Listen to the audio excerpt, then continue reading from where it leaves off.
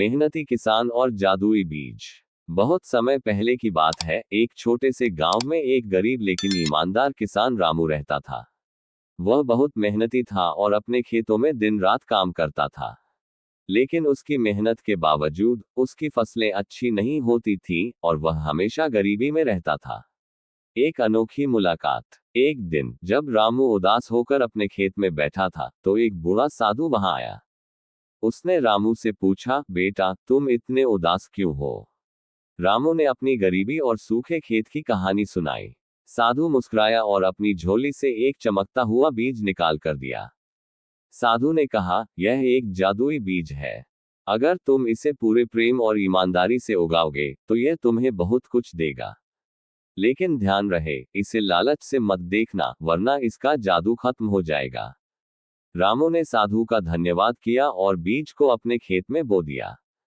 चमत्कारी फसल। रामू ने उस बीज की पूरी देखभाल की, हर दिन पानी दिया, घास हटाए और खूब मेहनत की। कुछ ही दिनों में वहां एक सुनहरी फसल उग आई।